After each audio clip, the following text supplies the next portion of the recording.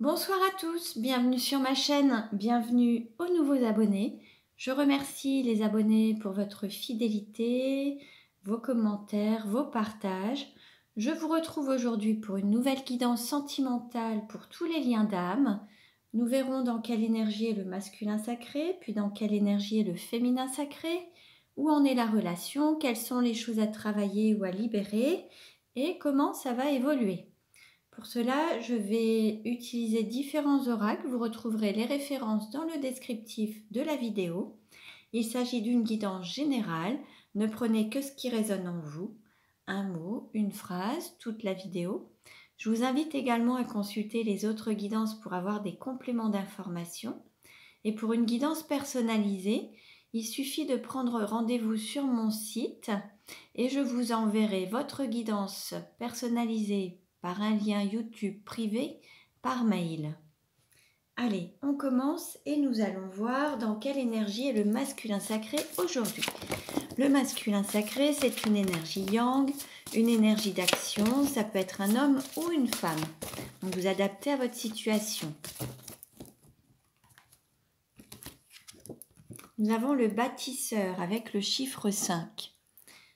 Là, nous avons un masculin sacré qui est dans la reconstruction de sa vie, qui a peut-être tout détruit et qui reconstruit tout, ou qui a envie de construire sa vie sur des fondations solides, avec quelque chose de plus lumineux. On a vraiment un masculin sacré qui a envie de concrétiser sa vie, de matérialiser ses rêves, de les concrétiser. Ce masculin sacré aime les divertissements, aime les loisirs, les voyages, les sorties. On a vraiment cette énergie. On peut aussi avoir un masculin sacré qui travaille dans le domaine du bâtiment, de la construction, de l'immobilier. C'est possible également. Alors, dans quelle énergie est le féminin sacré aujourd'hui? Le féminin sacré, c'est une énergie yin, une énergie d'accueil. Ça peut être un homme ou une femme.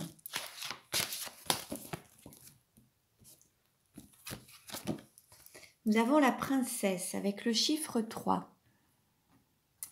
Là, on a un féminin sacré qui connaît une renaissance, qui est en train de renaître sous sa plus belle version, sa meilleure version. Peut-être qu'il y a eu aussi une troisième place. Peut-être que ce féminin sacré avait la troisième place dans une triangulaire. Peut-être que cette place n'était pas officielle. Mais on a un féminin sacré qui prend sa couronne et qui a envie de prendre sa place également et de se manifester sous sa plus belle version, son plus bel aspect. Alors, dans quelle énergie est la relation aujourd'hui? Quelle carte représente la relation aujourd'hui?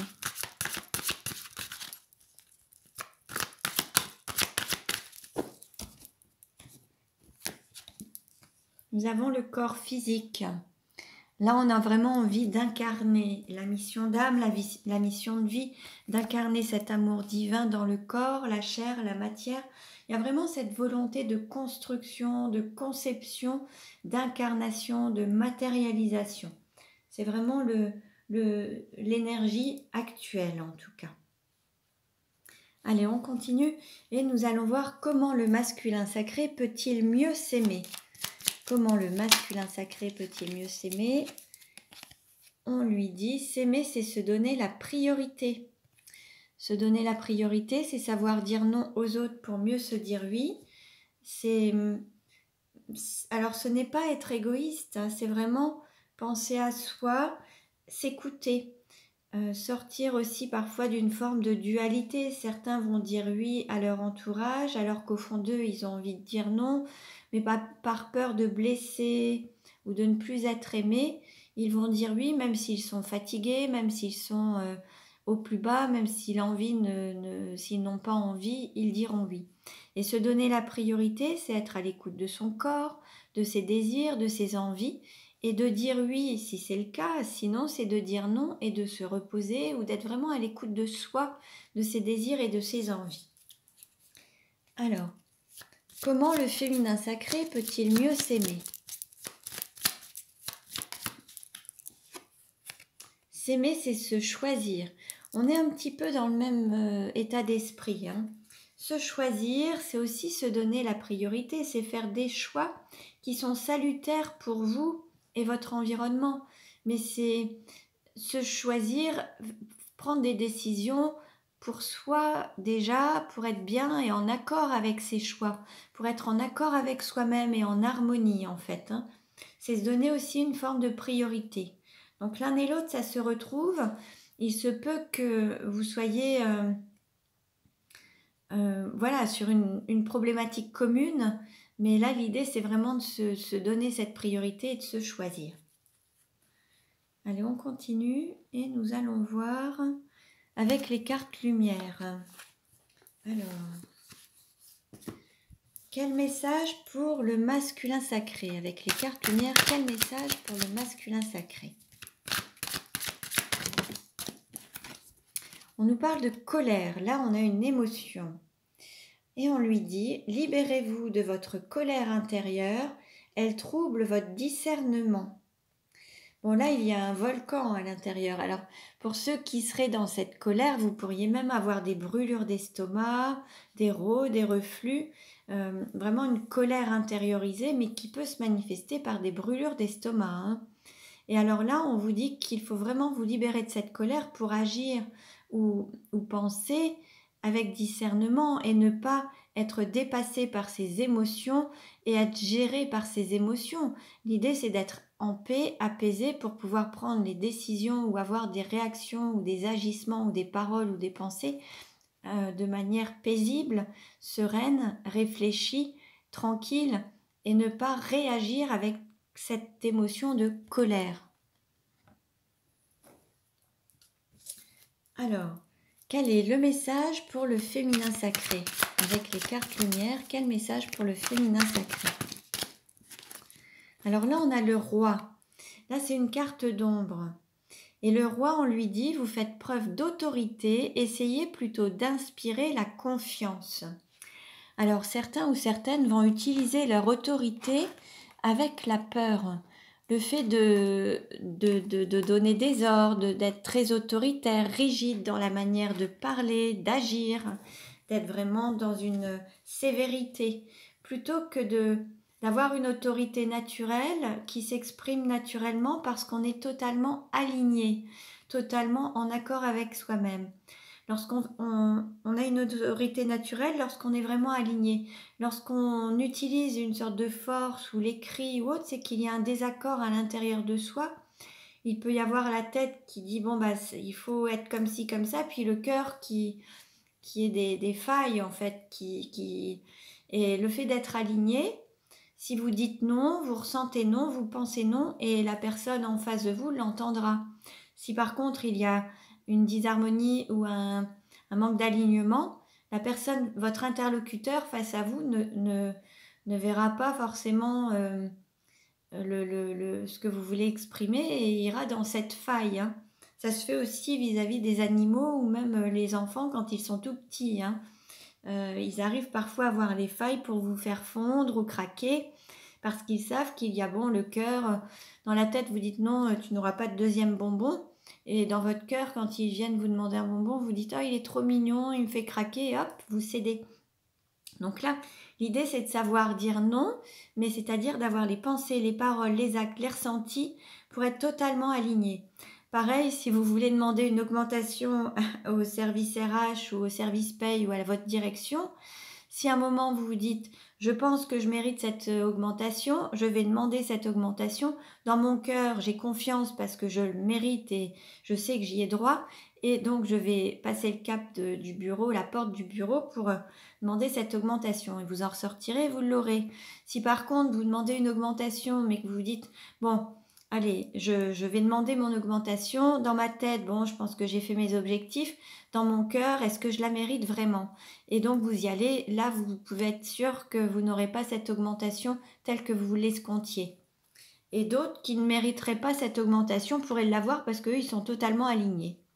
Bon, c'est vraiment des anecdotes, mais c'est pour que vous puissiez voir un petit peu ce que peut signifier le fait d'être aligné et avoir une autorité naturelle et être vraiment, sortir de la dualité, être vraiment en harmonie avec soi-même et en accord avec soi-même.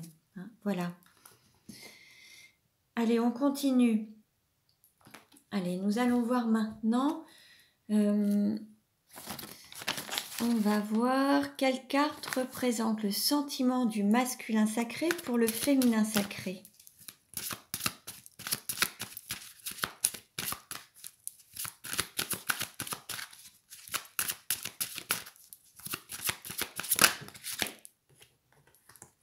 On nous parle d'amour non réciproque. Et on vous dit, il n'y a pas assez d'attrait chimique pour que cette relation puisse durer. Donc là, tout est dit. Il y a un amour non réciproque, il n'y a pas assez d'attrait chimique. Quelle carte représente le sentiment du féminin sacré pour le masculin sacré?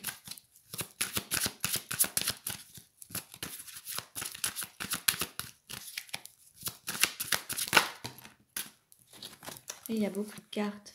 On nous parle de codépendance. On vous dit, vous pouvez aimer sans crainte. Et puis, on vous dit, c'est certainement lui. Alors, on vous dit, vous avez déjà rencontré le partenaire amoureux que vous cherchez. Donc là, on vous donne la confirmation. C'est bien la bonne personne et c'est celui auquel vous aspirez. Ensuite,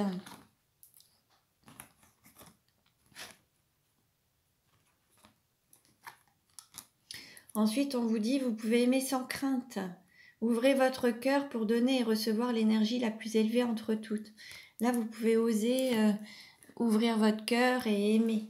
Et on nous parle de codépendance. Les dépendances affectent votre vie amoureuse. Alors là, il y a peut-être des dépendances affectives, des dépendances matérielles, financières, des dépendances à des énergies tierces ou à des enfants qui font que ça n'évolue pas comme vous le souhaiteriez. Allez, on continue. Et maintenant, nous allons voir où en est le masculin sacré dans sa vie actuellement.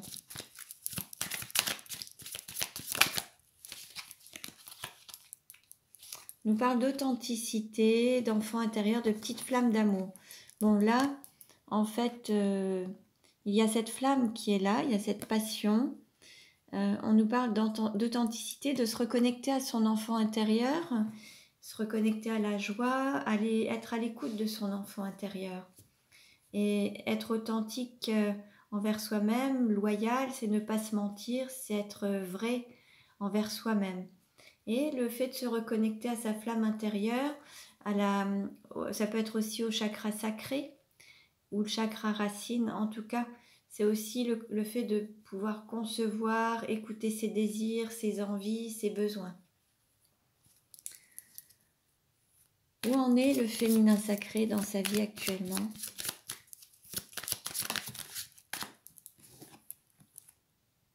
On parle de lien d'amitié, fraternité, être un ami pour soi-même. Bon là, en fait, on vous demande d'être bienveillant aussi envers vous-même. Il y a peut-être, peut-être que là, on a un féminin sacré qui est bien entouré avec ses amis ou la famille, les frères et sœurs. Et on vous invite vraiment à être bienveillant envers vous-même.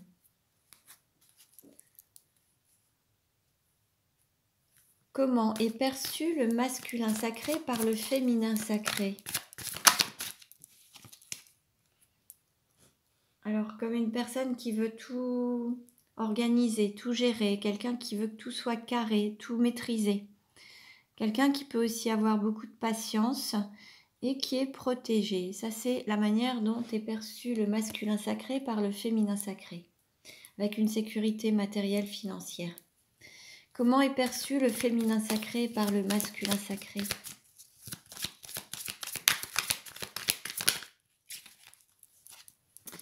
Là, on est dans une séparation, cœur brisé, chagrin.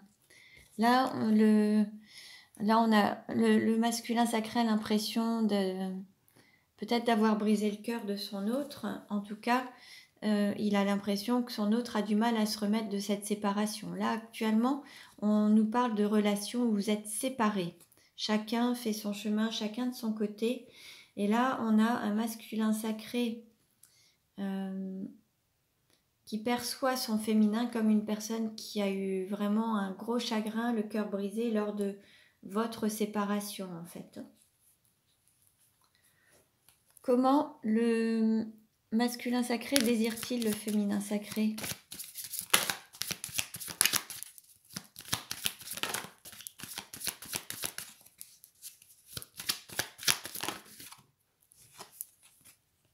Trouver un équilibre, difficulté, peser le pour et le contre. Bon, bah là on a un masculin sacré qui souhaiterait être...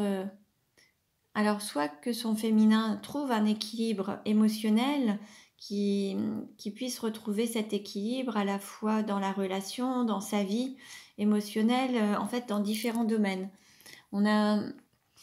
Alors après, est-ce que le masculin sacré souhaite avoir une relation équilibrée avec son autre, ou est-ce qu'il souhaite que son autre soit dans un équilibre de vie, un équilibre émotionnel? Comment le féminin sacré désire-t-il ou tel son autre, le masculin sacré? Comment le féminin sacré désire-t-il le masculin sacré? Peur, anxiété, insomnie, influence extérieure négative. Bon, là, il y a beaucoup de peur. Là, on a un féminin sacré qui a des angoisses, qui a peur, qui a du mal à dormir. Il y a peut-être un entourage qui n'est pas non plus extra et qui peut être un peu toxique ou négatif. Là, on a un féminin sacré qui n'est pas totalement bien entouré. Et en fait, il y a aussi beaucoup de mental, beaucoup de cogitation, en fait. Le féminin sacré se pose peut-être beaucoup de questions et du coup, ça l'empêche de bien dormir. Il y a beaucoup de peur par rapport à son autre, en fait. Il doit vraiment se poser beaucoup de questions par rapport à son autre, en fait. Alors qu'il faudrait qu'il se recentre sur lui ou sur elle. Plutôt que de penser à son autre, il faudrait déjà qu'il se ressente, qu'il se focalise sur lui ou elle, en fait. Sur vous, en fait. Vous voyez si c'est vous ou votre autre. Mais en tout cas, là, il faut se recentrer sur soi. Allez, on continue. Et nous allons voir maintenant... Alors, où en est la relation actuellement? Comment ça va évoluer? Et comment se projette le masculin sacré avec le féminin sacré? Alors, bon là, on nous parle de conflit. Pour le moment, il n'y a pas de communication. Là, vous êtes en distance, en non-communication. Là, il n'y a aucune possibilité. On vous dit, il faut réagir, il faut se faire aider. Vous êtes en crise actuellement, hein? Alors, je vais juste reposer la question. Quelle carte représente le sentiment du masculin sacré pour le féminin sacré? Bon, bah là, c'est la fin des secrets. Là, on a un masculin sacré qui en a marre d'avoir une relation secrète ou peut-être une vie double. C'est la fin. C'est-à-dire qu'il ne veut plus de cette situation-là, plus de vie double. Il veut vraiment être authentique, sincère. C'est fini cette vie double, cette relation cachée, liaison discrète. Il n'en a plus envie.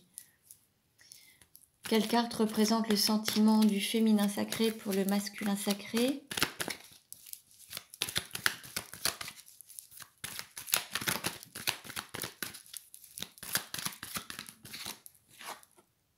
Cet amour véritable, amour inconditionnel, à l'infini. Bon là, il y a toujours cet amour qui est là et c'est indestructible, c'est éternel. Hein. Comment le masculin sacré se projette-t-il avec le féminin sacré?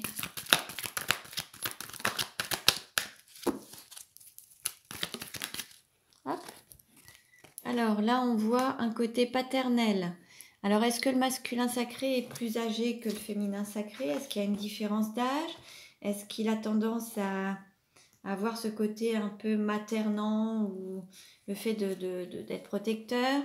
Ou alors, il souhaiterait avoir des enfants avec son autre? Ou alors, il y a peut-être un lien transgénérationnel par rapport à la lignée paternelle qui peut-être faire barrière ou pas. Je vais voir, je vais prendre une carte complémentaire.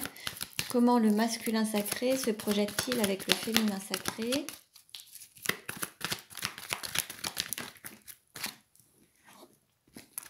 Oui, il y a cet amour sincère, cette amitié sincère et cette loyauté. Il y a cette fidélité quand même, fidèle en amitié. il y a quand même ce côté fidèle, loyal. Comment le féminin sacré se projette-t-il avec le masculin? Il y a l'envie de communiquer, de donner des nouvelles, de recevoir des nouvelles. Il y a l'envie de communiquer à nouveau, de prendre des nouvelles. Quelle carte représente la relation aujourd'hui?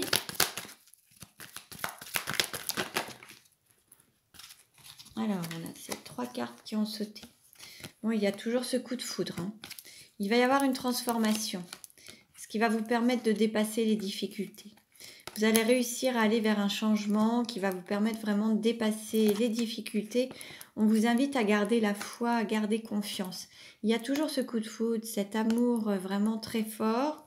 Et on vous invite vraiment à garder la foi parce que vous allez avoir vraiment une transformation, un renouveau dans la relation. Il va y avoir un changement complet.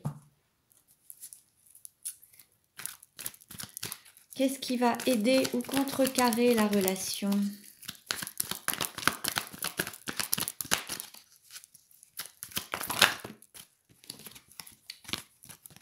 Une attraction chimique, un désir. Et puis, la difficulté, c'est de rester caché. Il y a une personne qui ne dit pas tout, qui n'exprime pas tout. C'est là une relation cachée, en catimini, on ne raconte pas tout. Mais ce qui aide, c'est que c'est toujours beaucoup de désir, beaucoup d'attirance, en fait. Il y a quand même une attirance entre vous, que ce soit énergétique, physique, spirituelle.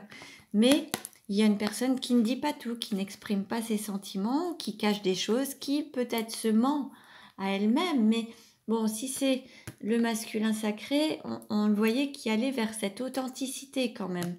Ou alors qui souhaitait sortir d'une triangulaire. Donc là, en tout cas, c'est peut-être aujourd'hui ce qui est difficile à dépasser, de passer le cap d'une relation authentique et sortir d'une relation cachée. Mais en tout cas, il y a ce désir qui est toujours là. Quel est le conseil donné ?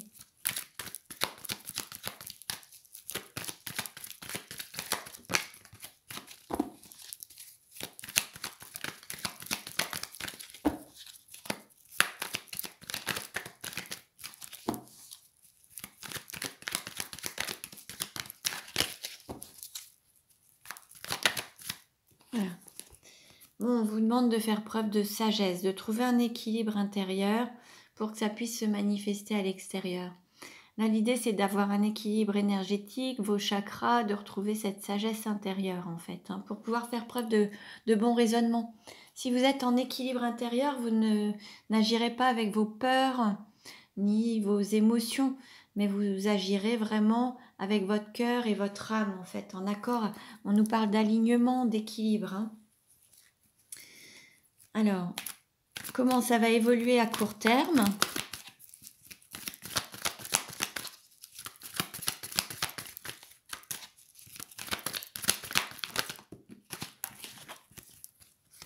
Bon, à court terme, il y a encore des mensonges.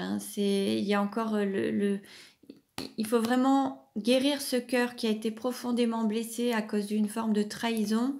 Là, il y a encore un travail à faire au niveau énergétique, émotionnel, pour vraiment pouvoir guérir ce cœur blessé, sortir des chagrins, des pleurs et des blessures de l'âme. Il y a encore un travail à faire sur la blessure peut-être de trahison. Et comment ça va évoluer à moyen terme ? Bon, là, on nous dit oui, là, c'est positif. Donc, il va y avoir une belle évolution à moyen terme. À partir du moment où vous aurez guéri cette blessure de trahison, ce sera le feu vert pour la relation. Je demande un complément d'information.